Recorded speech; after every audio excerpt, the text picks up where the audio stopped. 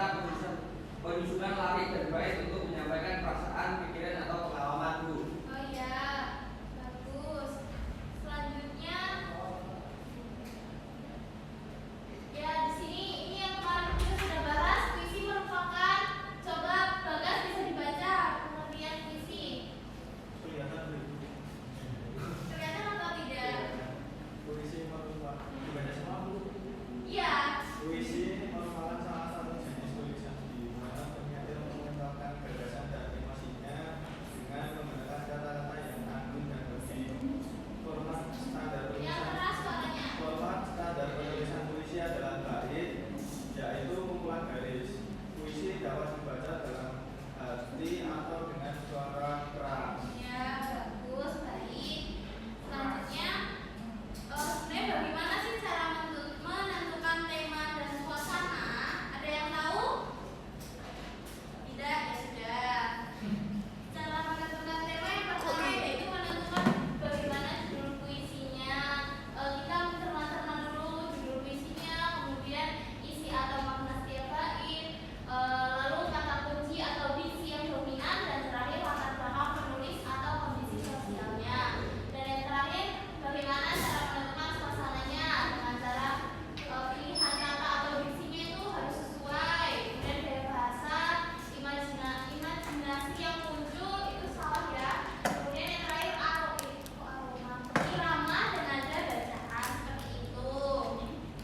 Nah, ibu akan menayangkan salah satu contoh video puisi. Coba kalian bisa menentukan tema dan suasana dalam puisi ini seperti apa. Disimak baik-baik ya anak-anak. Ya, Bu. Sabar. Perkenalkan, ini saya Ukana. Dengan sakit kronis, sebab terkena tikaman tak kasat mata yang merangkul lalu menusuk. Dengan telinga kenduri, mata memejam dan hati lebam-lebam. Mengapa? Saya yang berdarah, dia yang kamu rawat dengan cinta. Baiklah, tahun-tahun saya dan kamu sudah usang, hancur bahkan. Kamu baik selama itu. Tapi entah kenapa di mata ini pengkhianatan selalu menjijikan. Sengaja puisi ini tertulis saya, karena aku terlalu akrab untuk kita yang terlanjur asing.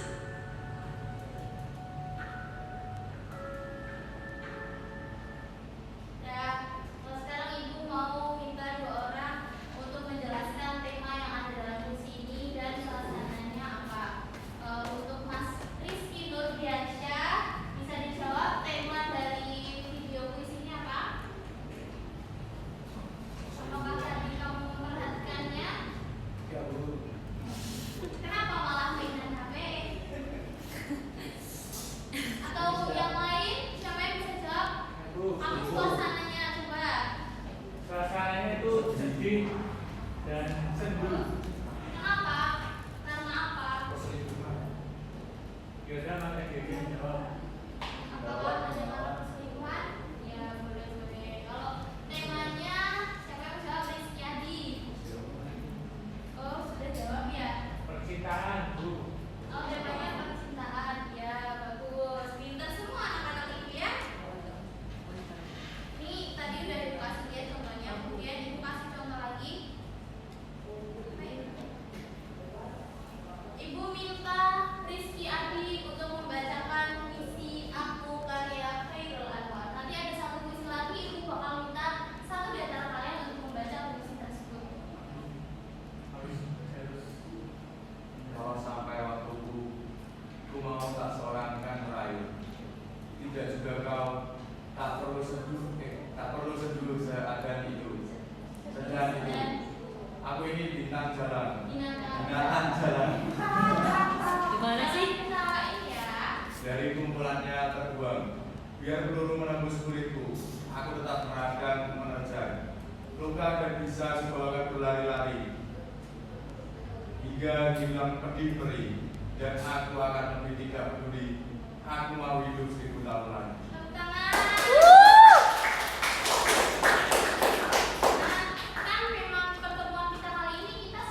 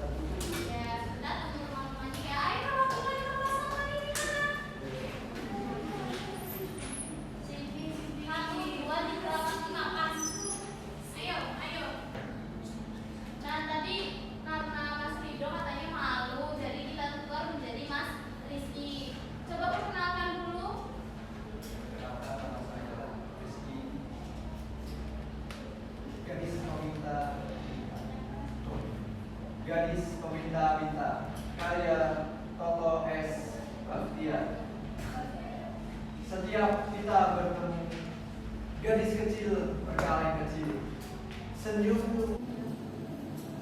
Ya, coba dibaca dari soal yang nomor 1 dulu. Ya, baik Bu. Nomor 1 yaitu perasaan apa yang ingin diungkapkan penyair dalam puisi tersebut, jelaskan. Jawabannya itu penyair mengungkapkan perasaan hibah, sedih sekaligus kekaguman terhadap gadis kecil peminta-minta. Ia merasa perlu melihat kemurnian jiwa sang gadis di tengah kehidupan yang keras dan kejam. Ada juga perasaan kehilangan kegampaan ketika membayangkan jika gadis itu tak ada lagi. Sebelumnya sama? Sama. Ya, nanti lanjut. Nomor 2 yaitu jelaskan bagaimana nada dan suasana yang terkandung dalam teks puisi di atas. Jawabannya itu nada dalam puisi ini bersifat melankolis dan kontemplatif, seolah-olah penyair sedang merenung dalam-dalam. Suasana yang tercipta adalah kesedihan, keheningan, dan keprihatinan terhadap kenyataan hidup yang keras, terutama yang dialami oleh anak kecil yang harus hidup meminta-minta. Ya. Sama. Ya udah lanjut nomor 3 Setiadi. Nomor 3 itu jelaskan makna dan amanat yang ingin disampaikan penyair melalui puisi tersebut. Jawabannya yaitu makna puisi ini adalah potret ironi kehidupan kota yang modern, tapi masih menyisakan penderitaan bagi sebagian orang, terutama anak kecil. Amanat yang ingin disampaikan adalah pentingnya kepekaan sosial, empati, dan kesadaran terhadap ketimpangan sosial yang nyata di sekitar kita. Kemudian yang nomor 5, apa tema teks puisi di atas dijelaskan. Tema puisi ini yaitu tentang kemiskinan dan kepedulian sosial. Puisi ini menyoroti nasib seorang gadis kecil yang hidup sebagai peminta-minta di kota, sekaligus mengajak pembaca untuk lebih peka terhadap realitas sosial yang sering diabaikan. Ya, bagus. Apakah sama semuanya? Sama, Bu. Tepuk tangan untuk diri kita masing-masing. Silakan untuk kembali ke tempat kalian. Tadi lombanya dikumpulkan ya, anak?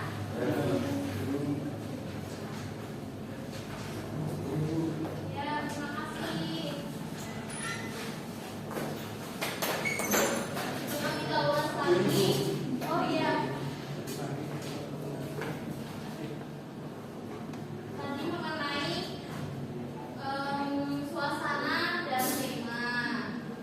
Ada yang masih ingat tadi poin-poinnya yang tema apa aja?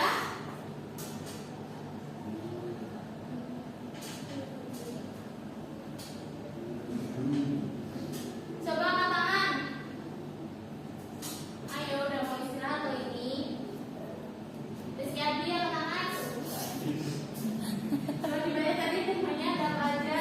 Judul puisi, Ya, kemudian isi atau makna tiap bait puisi. ya, Kemudian ada kata kunci atau diksi yang dominan. ya, Kemudian ada latar belakang penulis atau kondisi sosial. ya. Terus selanjutnya suasana. Surah Putri dibaca. Ibu malah baca di depan.